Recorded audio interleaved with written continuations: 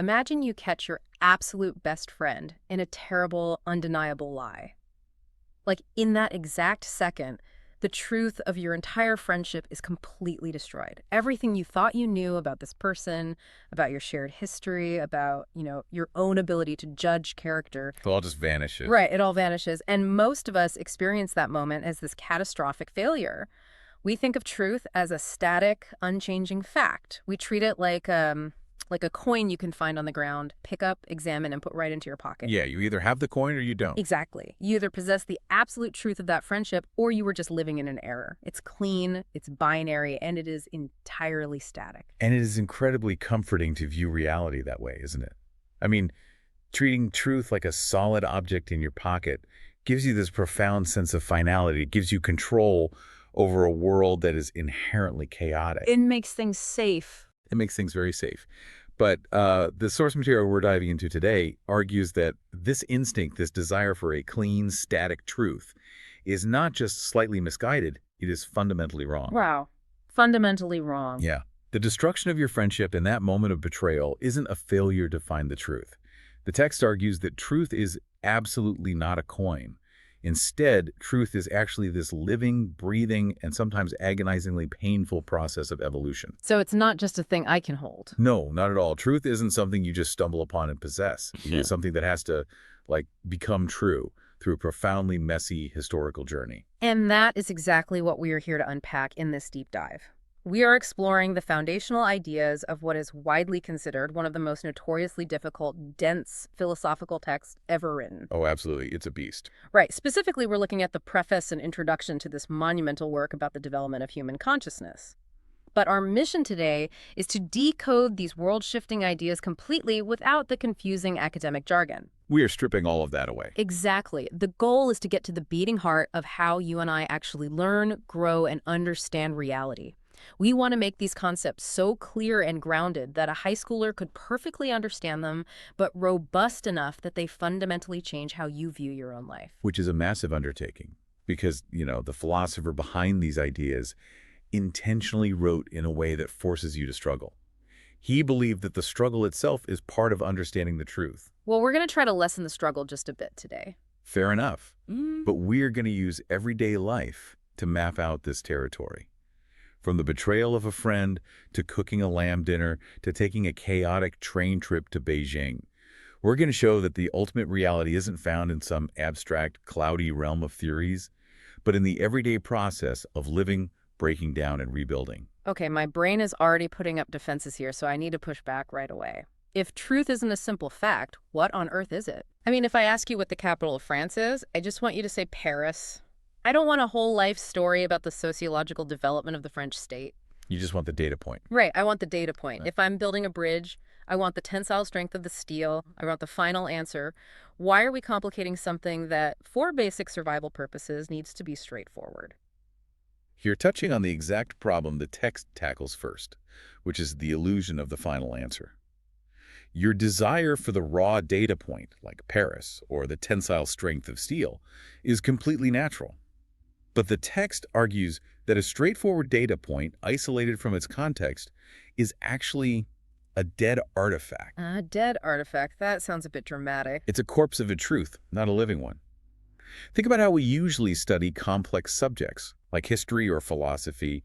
We treat them like a giant buffet of isolated opinions. Yeah, we say Plato thought this, Aristotle came along and thought this, Descartes thought that. Right, it's like a historical book report. You just memorize the different camps, compare what they thought, or honestly, if you're like a lot of students, you just flip straight to the final conclusion of the book to see who won the argument. Oh, 100%. Skip to the end. And that approach, flipping to the last page to grab the final thesis, is exactly what the text condemns as a dead, lifeless way to look at knowledge.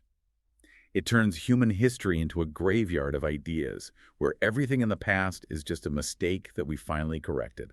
But wait, I'm still struggling with why the final answer isn't the most important part. Let's take a really basic example. Okay. If I am sitting in a high school algebra class taking a test, the teacher ultimately just wants the right answer. If the answer to the equation is A equals 2, and I write that down, I possess the truth. Okay, let's follow that math test scenario to its logical conclusion. Wow. Imagine you are staring at a complex, multi-step algebra equation on the board. You bypass all the scratch paper, you don't show a single step of your work, and at the very bottom of a blank page, you just write A equals 2. You hand it in. What does the teacher do? They give me a 0. Or maybe partial credit if they are feeling incredibly generous, but usually a 0. Why? Because for all they know, I cheated by looking at the person next to me, or I just completely guessed. Exactly. The teacher gives you a 0 because stating a bare conclusion without the process that led to it is essentially meaningless. You might have just guessed. That makes sense. The truth of A equals 2 only exists. It only has validity, reality, and weight because of the specific logical steps taken to arrive there. The conclusion is nothing without the method. The process is what gives the final answer its life. Oh, wow. That is a really subtle distinction. The answer itself is just a hollow shell. The work is what fills it with truth. The source uses another analogy that scales this up beautifully. Imagine an anatomy class. Okay, anatomy. Imagine someone who has perfectly memorized the dictionary definition of the word anatomy. They know it is the study of the structure of the body. They can recite that universal definition perfectly. Does knowing that pristine final concept make them a surgeon? Definitely not. If I need my appendix out, I am not going to the guy who just memorized the dictionary definition. I want the guy who has spent thousands of hours dissecting actual bodies. Because that universal concept is entirely useless without the specific, messy, detailed, hands-on knowledge of tissues, nerves, blood, and organs. You cannot skip the messy details to just grab the pristine concept and claim you know the truth of anatomy. Right, the truth is the whole thing. Yes, the universal idea combined with all of its specific, concrete, often bloody manifestations. So if we apply this to history or science, the truth isn't just the modern paradigm we live in right now. Yeah. The text uses this beautiful organic metaphor to explain how different eras of history or different scientific models relate to one another. The flower analogy. And I really want to dwell on this because it shifted something in my head when I was reviewing the material. It is perhaps one of the most vital images in the entire text. Consider the life cycle of a plant. It starts as a seed in the ground, which grows into a plant, which eventually produces a small, tightly closed bud. Right, and then when the blossom finally breaks through, the bud is completely destroyed.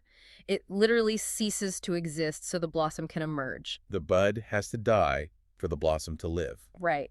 And if you look at them statically, isolated from one another, the way we usually look at history, you might say that the blossom refutes the bud. Yes, you'd think the blossom proves the bud was wrong or incomplete because it violently replaces it.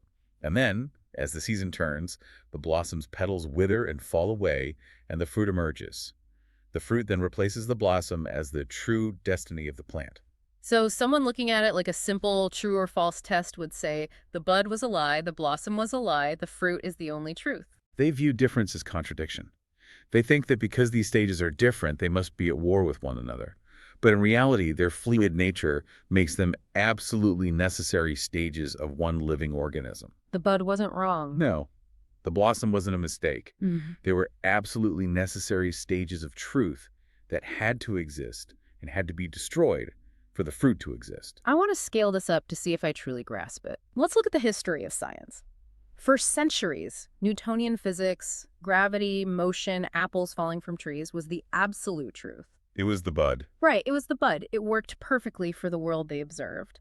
But then, as our tools got better, we started observing things on a cosmic scale and on a microscopic quantum scale, where Newtonian physics completely broke down. It failed. So Einstein comes along with relativity, which is the blossom. That is a perfect application. If you view science as a static coin, you would say Isaac Newton was an idiot. He was completely wrong, and Einstein finally found the real coin. Which sounds ridiculous when you say it out loud.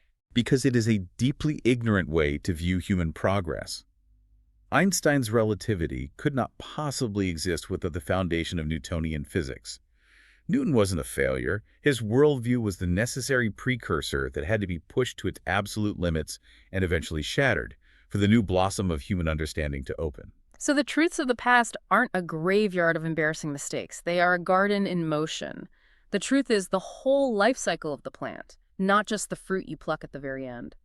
Which fundamentally changes how you view the past, but more importantly, it changes how you view your own present. Oh, so. Because if history is a garden in motion, it means the beliefs you hold right now, the things you are absolutely certain are true, are just the current buds on the branch. Oh, wow. And they are waiting to be destroyed. Yes. That is a terrifying thought, which leads us perfectly into how you and I as individuals actually experience this growth, because the source material talks about how we all start our lives in the state it calls natural consciousness. Natural consciousness is our default setting. It is the worldview you inherit without asking for it, from your culture, your parents, your socioeconomic status, Yeah. your specific time period in history. It's the baggage we're born with. Exactly. Yeah. It is the massive set of assumptions about how the world works, what is good, what is bad, what is valuable, that you take completely for granted without ever really questioning them. It is the water you swim in. But if I'm swimming in that water and it feels fine, why would I ever leave? I mean, ignorance is bliss, isn't it? If my default assumptions work for me, if I can pay my rent, navigate my day, and I'm relatively happy, why would I ever want to leave my natural consciousness? Why invite the headache, right? Yeah, why invite the headache of questioning everything? You're hitting on a profound human instinct, which is the desire for stasis. And the fascinating answer the text provides is that you usually don't choose to leave it. You don't just wake up one morning and decide to philosophically deconstruct your life. So what happens? Life forces you out of it, and Yeah. it does not happen through minor everyday doubts. So it's not just me lying in bed wondering, did I leave the stove on? Or is it going to rain later? No, the text calls that kind of doubt shilly-shallying. Shilly-shallying, great word. It's trivial. You walk downstairs, you check the stove, you see it's off, and your worldview instantly returns to normal. Your natural consciousness was never actually threatened. It was just momentarily distracted. True growth, true evolution of consciousness, requires walking what the text vividly calls the path of despair. The path of despair. I have to say that does not sound like a fun self-help retreat. It sounds brutal. It is brutal because it requires a fundamental shattering of your worldview. Let's go back to your opening example. Imagine you have a friend who you believe is completely, unconditionally loyal. That belief is a core pillar of your natural consciousness. It organizes how I view trust, social safety, and human nature. Exactly. Then you discover they have been deeply betraying you for years. In that moment, it's not just that I lost a friend. My entire understanding of reality, my ability to judge character, my belief in loyalty, my assumption that I am safe in the world is just broken. That is the path of despair. Hmm.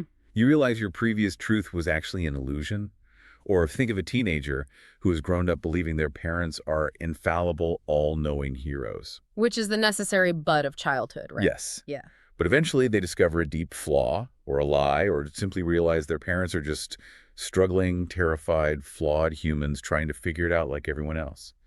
The realization crushes their previous reality. I think we all know that feeling. But here's my struggle with this. When that worldview shatters, when you find out the friend betrayed you or your parents are fallible, you usually just feel incredibly empty. You feel like nothing is true anymore. It just feels like a void.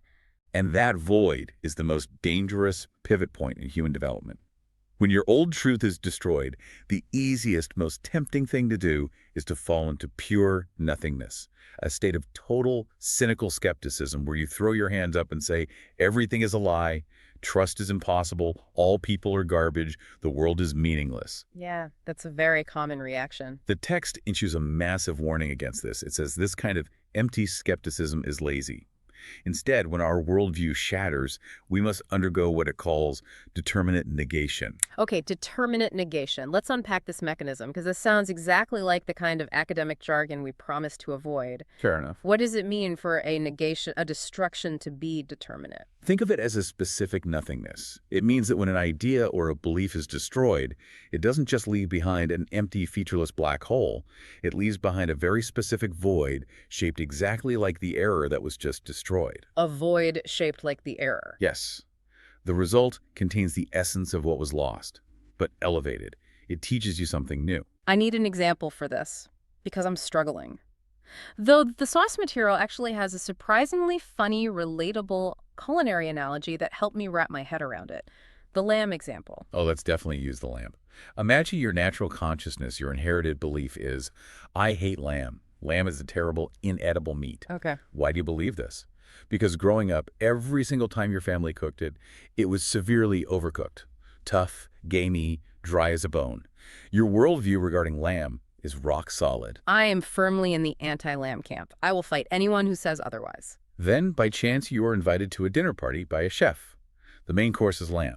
You are polite, so you take a bite, fully bracing yourself for the awful tough texture.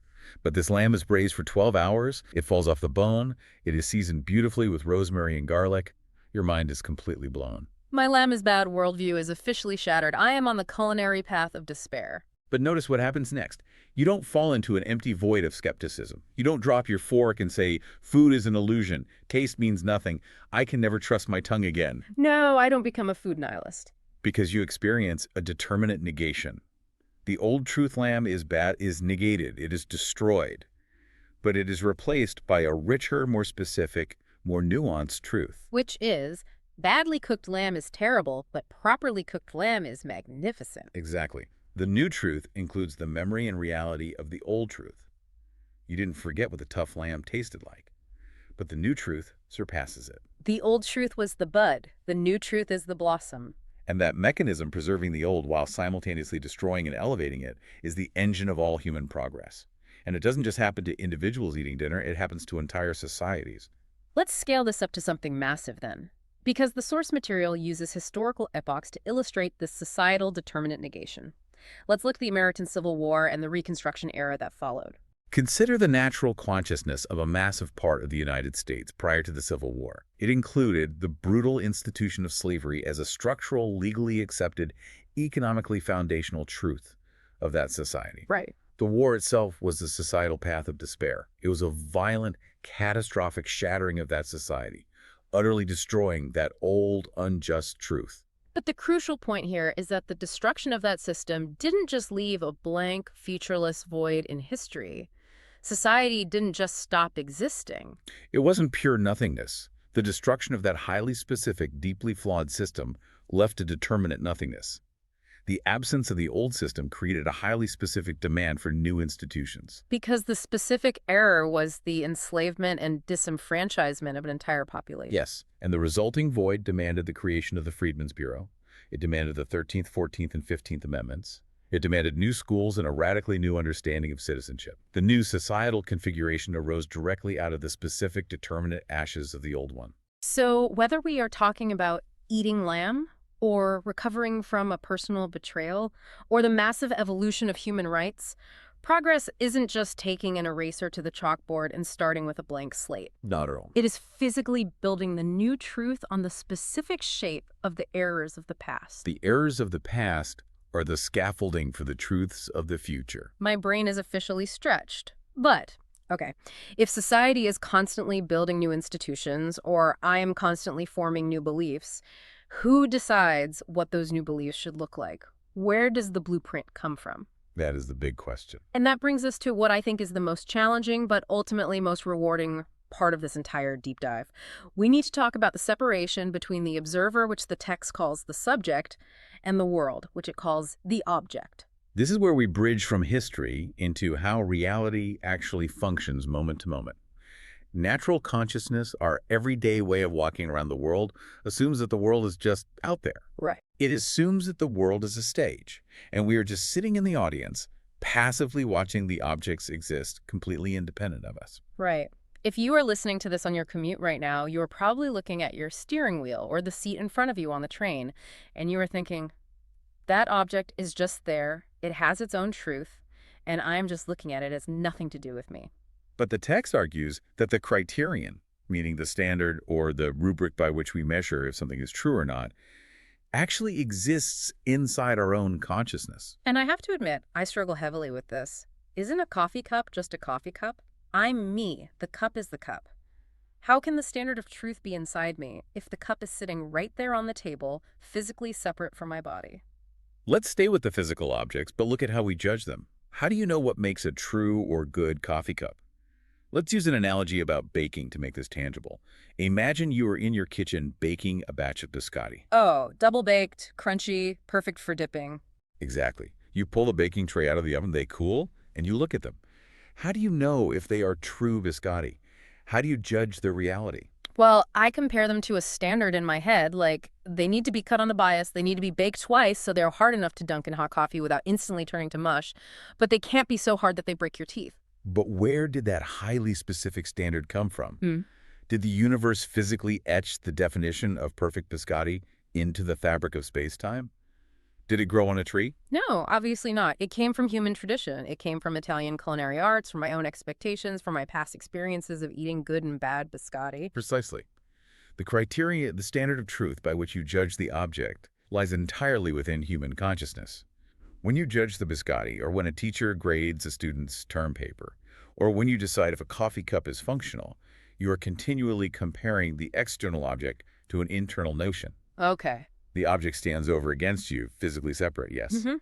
But the rubric by which you measure its reality, its truth, is inside you. Okay, I see that.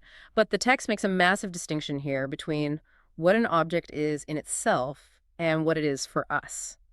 If I am comparing the object to my internal rubric, how do those two things relate? Can we break down those terms? This is a crucial pivot in philosophy. The in itself is the hidden core of the object. It is the ultimate independent reality of the thing, separate from anyone looking at it. And the for us. The for us is how we experience it, how it presents itself to our human consciousness. So the coffee cup, for me, is a blue ceramic vessel holding hot liquid that I use to wake up. But the cup in itself might be a complex arrangement of subatomic particles vibrating at a certain frequency, or it has a history of manufacturing and clay sourcing that I know absolutely nothing about. Yes, and natural consciousness, our default setting, Yeah. thinks there's a giant uncrossable brick wall between the in itself, the hidden truth, and the for us, our experience. We think we can never truly know the real world. We only know our subjective experience of it. Exactly. But the source text we are analyzing completely rejects that wall. It argues that as we interact with the world, we aren't just passively sitting in the audience watching. Our consciousness is actively shaping, reacting to, and bringing the object into reality. I need you to slow down and explain how our consciousness alters the object. Because if I change my mind about the cup doesn't physically morph on the table. So how does changing my internal standard change the reality of the object? It changes the reality of the object in your world, which is the only world you can interact with. Let's go back to the betrayal analogy. For years, the object you were interacting with was my loyal friend. That was the reality. Right. Then, the betrayal happens. Your internal notion, your standard of friendship and of this specific person fundamentally changes. Because my internal rubric for who they are is shattered. Exactly. And because your internal standard changes, the actual objective reality of your social world changes. The person standing in front of you is physically the same collection of cells they were yesterday, but the object they are to you has completely transformed. I literally live in a different world today than I did yesterday. Entirely because your consciousness altered the criterion. Wow. So I am actively participating in constructing the reality around me. This changes the entire definition of the word experience, doesn't it? Because usually, experience just means stuff that happens to you. I experienced a rainstorm. I experienced getting a flat tire. It's passive. In the context of this deep dive, experience is infinitely more profound. Experience is not passive reception of data. Experience is the profound realization that you, the observer, are actively involved in constituting the truth of the objects you are looking at. The knower cannot be separated from the known. They are intimately, sometimes violently, intertwined in a constant dance of adjustment. Which brings us to the absolute core of this entire worldview, the driving engine of the source material. It is a four-word phrase that is incredibly famous in philosophy, and it is the key to everything we've discussed. Substance is subject. It is the densest phrase, but if we can unlock it, the whole universe opens up. Okay, I have to be completely honest here. Substance is subject sounds like the ultimate academic torture device. It really does. If I'm at a dinner party and someone drops substance is subject into the conversation, I'm immediately walking away to go find the appetizers. We need to translate this into normal human English because to me, a substance is a block of wood. It's a rock. It's a physical thing. How can a dead substance be a subject? The confusion comes from how we use those words in everyday life. Yeah. In this philosophical context, subject does not mean a topic of conversation, like the subject of today's meeting. Subject means an active, goal-oriented agent. An active agent. Yes, it means an entity that moves, learns, desires, and actively realizes itself. Think of a human subject. Okay, an active agent. Yeah. And substance means the ultimate reality, the absolute God, the universe, truth, the fundamental fabric of reality, whatever you want to call it. Yes, so when the text declares substance is subject, it is making a radical claim. It's saying the ultimate reality of the universe is not a static, dead thing. Not a giant block of marble. It is not a giant, motionless block of marble sitting in the dark. It is not a coin in a pocket. The universe itself is an active process of self-realization. The universe is alive, and it is constantly moving through its own determinate negations. The source uses a travel analogy here that really helped ground this cosmic idea for me. The journey to Beijing. Can we run through that? Let's map it out. Imagine your ultimate overarching goal. Your universal idea is, I want to go to Beijing. Okay.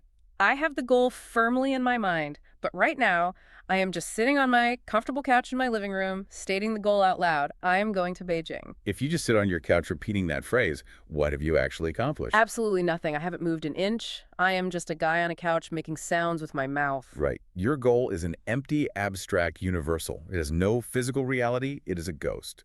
For that goal to become real, to become a concrete substance, you as the active subject have to do something deeply uncomfortable. You have to alienate yourself from your comfortable couch. I have to get up. I have to go to the airport and buy a ticket. I have to deal with the TSA lines, delayed trains, lost luggage, terrible airplane food, language barriers, and physical exhaustion. You have to step out of your safe internal mind and go through the messy, chaotic external world. Yeah, you must turn your abstract inner goal into a concrete external action. You become an other to yourself by stepping out into the friction of the world. And it is only by going through this painful, external, incredibly messy process and finally stepping off the train and arriving in Beijing that you actually fulfill the original goal. The journey makes the goal real. The messy middle is what gives the goal its substance. Without the journey, the goal is nothing. And here's where it gets truly cosmic. The source argues that reality itself, the absolute, works the exact same way. The universe, or truth, starts as an abstract potential.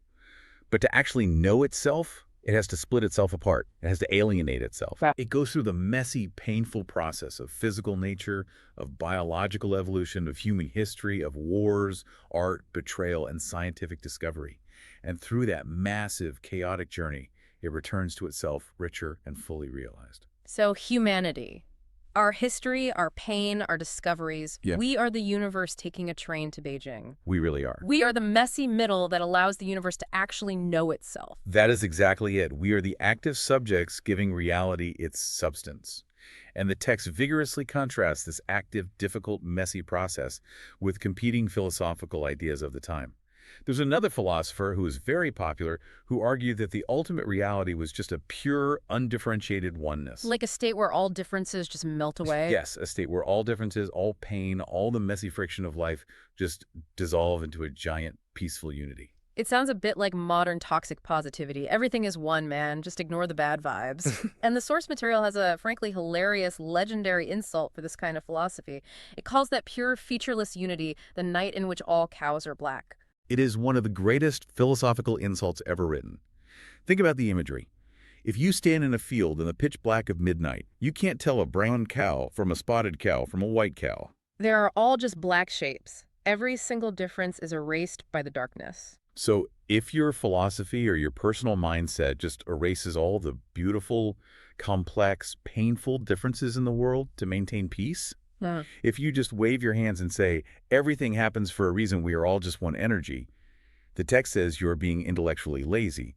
That is an empty, cowardly philosophy. Because true unity, true reality must include all the differences. It cannot erase them. It must include the seed, the bud, the blossom, the fruit, the poorly cooked lamb, the delayed train to Beijing, and the betrayal of the friend. You cannot skip the messy middle to get to a peaceful, enlightened end. The messy middle is the truth. The pain and the difference are required. This is incredibly heavy. It really reframes existence. But it leads to a very practical question, because the text says the end point of this massive cosmic journey is something it calls absolute knowledge, or spirit. But it makes a huge repeated point that this ultimate endpoint is not some mystical, secret cult knowledge. It has to be accessible. It has to be what it calls science. And we need to clarify that term immediately. When the text uses the word science, it does not mean wearing a lab coat and mixing chemicals in a beaker. Right. It means a rigorous, conceptual, systematic understanding of reality that is laid out in logical steps. Okay, because when I hear about reaching absolute knowledge at the end of a cosmic journey, my alarm bells go off. I start thinking, do we all just merge into one giant glowing brain? Is this some sort of religious cult secret where only the enlightened gurus who meditate on a mountain get the truth? The author of the text fiercely despised that idea. He despised the notion of esoteric private knowledge. He believed that if a guru or a philosopher says, I know the ultimate truth of the universe, but I can't explain it to you logically, you just have to feel it intuitively, that person's offering absolutely nothing of value to humanity. There's an analogy in the source comparing a secret family recipe to a published cookbook that perfectly captures this frustration. Oh, that's a great one. Imagine you have a grandmother who makes the most incredible transcendent pasta sauce in the world. But she has never written down the recipe. She just measures with her heart, Right, a pinch of this, a splash of that. relying entirely on her private intuition. It is a secret, incommunicable feeling. When she passes away, the truth of that sauce dies completely with her. It was a true sauce in the moment, but it wasn't a scientific truth because it couldn't be shared or replicated. It was locked in her subjective feeling. Exactly. The text insists that true knowledge must be comprehensible. It must be brought out of the shadows of near intuition and vague feelings and forced into clear, rational, communicable concepts. It must be a cookbook. A cookbook is public. Yes, a cookbook lays out the steps. Anyone, regardless of their background, if they put in the effort and the labor to follow the steps, can read the cookbook and arrive at the exact same truth of the sauce. It radically democratizes the truth. It says truth isn't just a VIP club for the chosen few with special mystical feelings. It is a rigorous, logical path that anyone can walk, provided they are willing to do the hard work of thinking. But that work is difficult because it involves mastering two distinct mental faculties, understanding and reason, and they must be used in the correct order. Okay, what's the difference? Natural consciousness, our everyday way of navigating the world, relies heavily on understanding. Understanding is the faculty that breaks the world down into distinct, finite, separate parts. It separates the cup from the table, the self from the other, the predator from the prey. It analyzes and categorizes. It's the analytical part of my brain that puts things in boxes so I don't get overwhelmed and can survive the day. Yes, but the ultimate goal of consciousness is reason, which is the higher faculty that grasps the infinite, interconnected whole. Reason sees how the bud, the blossom, and the fruit are not enemies, but all one continuous life.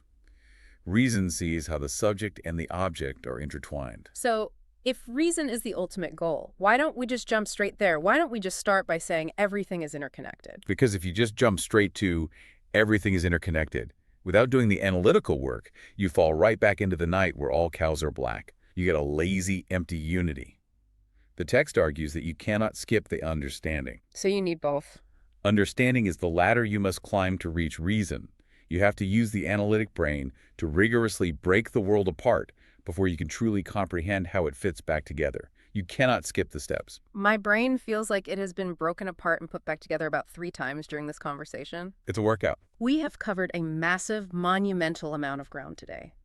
Let me try to pull all of this together and see if the blossom makes sense. Go for it. We started by shattering the incredibly common illusion that truth is a static, final answer on a test a coin in our pocket. We learned that the process, the messy, historical, step-by-step working out of the equation, is the truth itself. We saw that to truly grow, we cannot stay in the comfort of our inherited natural consciousness. Right. We are forced to walk the painful path of despair, experiencing determinate negations where our old, flawed assumptions are violently destroyed. But we don't fall into an empty void. We build richer, more nuanced realities out of the specific ashes of our errors. And we realize that the standard of truth isn't floating out in cold space. It is deeply tied to our own consciousness. We're not passively watching the world. We are actively involved in the experience of constituting reality. Then we decoded the massive concept that substance is subject. We saw that the universe and our own individual lives are like that exhausting journey to Beijing. Abstract goals mean absolutely nothing until we alienate ourselves, step into the messy friction of the chaotic world, and actualize our intentions through concrete action. And finally, we saw that this ultimate truth isn't a mystical secret for the elite. It's a public cookbook, demanding rigorous concepts, where we use our analytical understanding to break the world apart as a ladder to reach a unified, interconnected reason. But I want to bring this entirely back to you, the person listening to this right now. Why should you care about the dense preface of a 200-year-old philosophical text? Why do these abstract concepts matter when you go to work tomorrow, or when you argue with your partner, or when you watch the news? Because this worldview entirely reframes how you process your own life.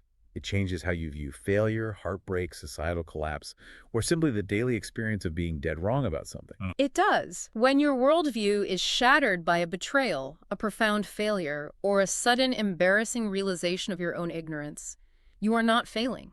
You are not falling backward into an empty void of meaninglessness. You are successfully participating in the necessary labor of the negative. Your old self, your old belief, your old relationship, Yeah. it was just the bud. And the bud had to be destroyed so the blossom could open. The pain of being wrong, the pain of the path of despair, isn't a glitch in the system. It is the growing pains of a new truth. It demands that we stop looking for easy, static, final answers to pocket and start embracing the difficult, ongoing, sometimes painful process of constantly becoming. So we leave you with a final, lingering thought to mull over as you go back to your day. If human history and our own individual lives are a constant process of determinate negation, where the concrete, absolute truths of today are actually just the tight little buds waiting to be destroyed by the blossoms of tomorrow, what deeply held absolute truth in your life right now, a core belief about yourself, your capabilities, your career, or your relationships that you hold like a static coin in your pocket, is actually just a temporary stage waiting to be shattered so you can finally grow?